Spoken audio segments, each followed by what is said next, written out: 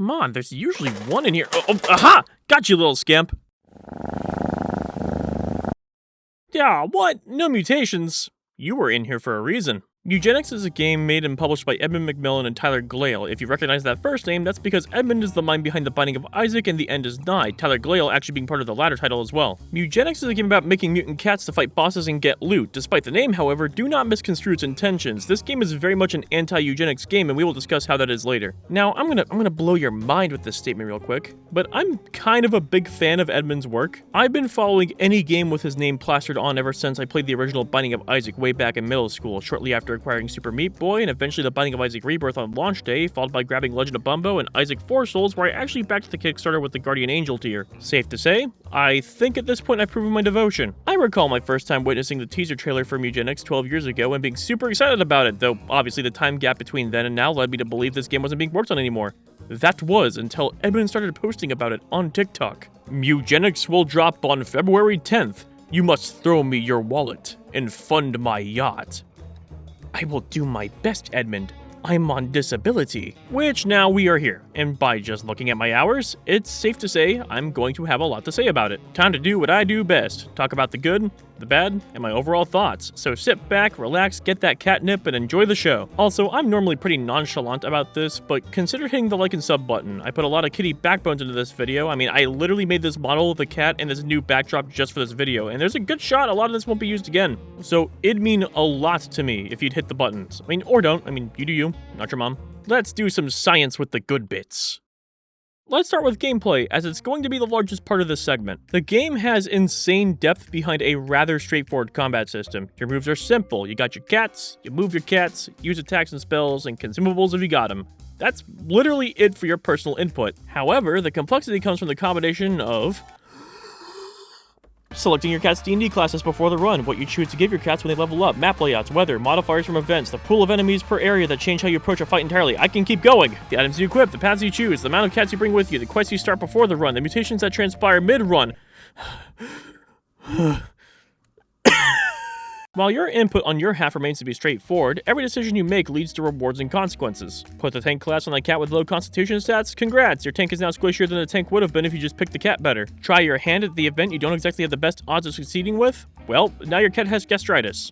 Nice job. It may sound overwhelming on the surface level, but the game actually paces you out rather nicely. For example, you don't have all the areas unlocked out the gate. You have to complete the area prior to the next before getting the ability to continue. On top of which, the very first area you play through is the easiest one, because there's no real map hazards and the only thing you have to worry about is possibly weather. And if at any point you don't feel too confident in continuing your run, once you finish an area, you can just send your cat straight home instead of continuing. Only one cat levels up at a time as well, and they almost always level up after a fight unless an item says otherwise, which lets you digest your choices a bit better. And while there are disabilities and mutations for your cats at the start of the game are not as likely to have those until later in the game, so you can get familiar with the basics of cat breeding. Speaking of which, the breeding mechanics have so many interesting details, from what the parents bring to the gene pool, any disorders inherited from ancestors, mutations, and stat buffs gained from infighting you actually can sort of force to happen. Disorders and mutations actually being the clever way this game sends its anti-eugenics message. This is because disorders and mutations are not strictly bad. There's a silver lining to most of them, with the only exception being a chunk of the birth defects. And you can actually work around the birth defects rather easily, as you can just choose the correct class of the cat that better benefits them, or you can pick items to offset the losses of stats. To give an example of what these silver linings look like, Tourette's syndrome is a trait your cat can get where it has a considerable chance to cast a spell on a random target for free. While it's entirely possible that this cat will accidentally hit you or heal an enemy, it's also entirely possible for it to do the exact opposite, where it hits enemies and heals you for free at the start of every turn. Or autism, which in my personal opinion is represented pretty well by giving more intelligence and less charisma, with the added bonus of the spells you were born with being cheaper while any new spells you learn being more expensive. While being the man of the spectrum myself, I do find this to be a pretty cute and charming tongue-in-cheek way to mention how we work. The silver lining of this entire trait, by the way, being pretty self-explanatory. I feel like a lot of the different disorders, syndromes, and disabilities are represented quite nicely and in ways that highlight the typical strengths of these traits in people, which supports the message I feel the game is trying to send that everyone has value no matter how different they are. Sure, maybe there's scenarios where you don't exactly work all that well, but you have value in another place. And that's the message being sent through gameplay.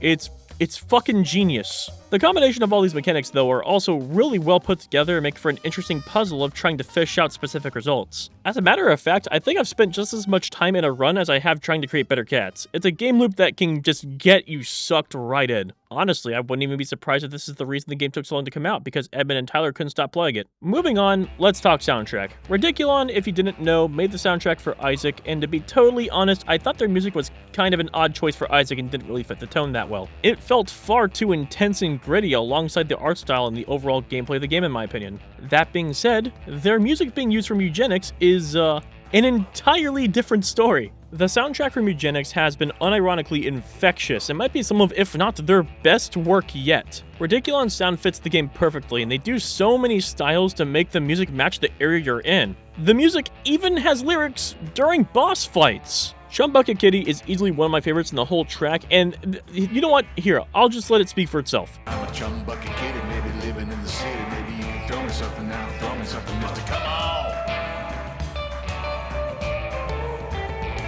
Well, like, tell me you ain't at least bobbing your head a little bit to this part. Come on, come on. It's chef's kiss. There's so many good soundtracks, and one of the songs I actually like more than this one, but its name got it flagged as an adult song, regardless of its lyrics, so, can't mention that one. Bottom line, you gotta check out the soundtrack. I have yet to find a truly weak song for this game. Moving on, Edmund's art style has never felt this refined before, and it's clear a lot of love was put into every single piece. The backgrounds, the cute hand-drawn look of the map and event images, the cat's many different body forms, hell, the game even goes the extra mile of making the opening cutscene random every single time. I'm not even joking, you can literally watch the cutscene, close the game, and then open it right back up to something entirely new. And this includes the main menu, by the way. The main menu is also completely different every time. It's very reminiscent of like the Simpsons couch gag, and it generally floors me just how many extra steps Edmund and Tyler have gone through to really sell that this game was worth the 12-year wait. It's oozing with personality and charm from every spot the eye can see, and I'm loving the stankiness of it all. However, as you know how this channel goes, nothing is ever perfect, no matter how much of a fan I am, so let's talk about the problems I ran into.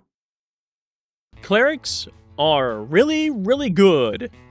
Too good. So much so that any run without a cleric feels infinitely worse than the ones that have one. This primarily due in part because of how healing works in the game. Unless your cat started with a healing spell or gets one later, your only way of healing is either end of battle regen or using a consumable. This makes healing up sort of a rare commodity that forces you to think better about your decisions, especially since the consumable and trinket slot are shared. That is unless your cat just happens to praise GZC. Having a cleric essentially removes any real need for a healing consumable unless you're taking way too much damage. This is because the healing output is really consistent and reliable, which also means you can just treat your consumable and trinket slot as exclusively a trinket slot because the cleric makes healing consumables near obsolete. Which that last part is really the main reason why I say runs feel infinitely worse without a cleric. Now this may sound like I'm saying nerf cleric, but rest assured I'm not. I'm actually saying we should split the consumable and trinket slot. The real reason cleric feels like a requirement isn't because of its consistent healing, more than it is because running with consumables instead of trinkets makes runs less fun. To prove my point, let me ask a simple question. Would you rather have the heal for 12 item, or the item that says projectiles bounce to neighboring enemies? You're picking the latter, don't lie. But it's harder to choose that when the trinket takes up the same slot as your healing item, which is why I feel like clerics are required, because then I don't have to occupy an item slot with a heal when I can just make my cleric a healing machine that never dies. The next issue I ran into was the camera. The beautiful scenery often gets too busy and it becomes hard to see unless you use the button that turns everything into tokens. Which, while I'm glad there's a solution, I just honestly wished we had either a rotate map button or have the prop in front of the tile we're aiming at become a little transparent when we're hovering over it, or if a character is behind it, just something to immediately help with visual clarity. Not a big complaint, but something that I personally felt should be, taken care of. There's also some particularly bullshit enemies I ran into, such as the slime and K's that instantly breaks the items on your cats when it attacks you. Why are we punishing players for equipping their best gear? I feel like it'd make more sense if they just disabled an item on attack instead of outright breaking it and ruining your run entirely. In fact, the run I had those ended because of that enemy. It was the literal first fight of caves. I'd hardly call that fair. There's also the enemy in the boneyard that puts an effect on your cats that instantly kills them after a few turns unless you end the fight beforehand. I don't hate the idea, I just hate the execution. I think it'd be better if you could get rid of the effect by killing the monster that put it on you to start with, giving a way to consistently remove the debuff in case someone isn't having an end the fight in 2 2 turns type of run. These are effects I've learned to get around, but that doesn't change the fact that I do think they're kind of just unfair in general. And yeah, sure, this sort of difficulty is iconic to Edmund's games, and trust me, I know, but I think there's a certain point where you have to ask, is there a better way to do this? That's all I'm saying. Speaking of bullshit, the desert. I've beaten it more than once. I still think the heat system is oddly punishing. The heat system applies a debuff to all your cats, saying they don't get to regen at the end of battles unless they are somehow covered in water or you get a water bottle and use that. Wow, would you look at that? Another mechanic that proves my point about clerics. Why not, instead of turning off end of battle regen, it halves that as well, and then to make up for the desert being a little easier to manage, have mana regen on top of that. That way the area feels a lot less like bring a healer or die, and more like you have to strategically plan out what you're casting. Maybe even add a new shade tile type that lets you regen mana and health as normal so long as you're in the shade. That way, there's both a gameplay way to handle it and a map placement way to handle it, which complements the game's design. I mean, you can even redesign the desert boss's maps to always have the boss in the direct sunlight with the shade tiles aimed towards the player's cats. That way the player naturally goes for the shaded ground and gets shown that a certain boss attacks on their turn.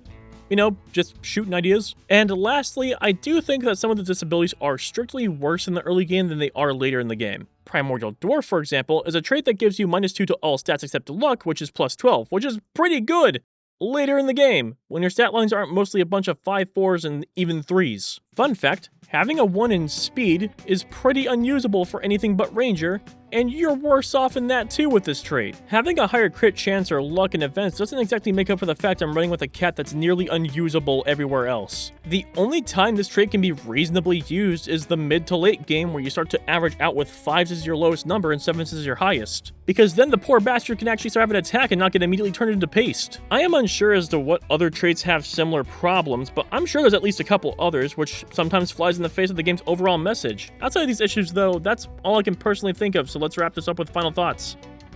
Mugenics has easily solidified itself as one of my favorite games ever created, and as a matter of fact, I think it actually swoops in a top 10 position. And just as a casual heads up, my Steam account alone has about 500 to 600 games on it, so you know full and well that that means it's probably pretty damn good. Even as I was writing this script, I was absolutely itching to play more of it and seek out the fabled all 7 baseline stat cat, or I'm itching because of a disease one of my cats carried in.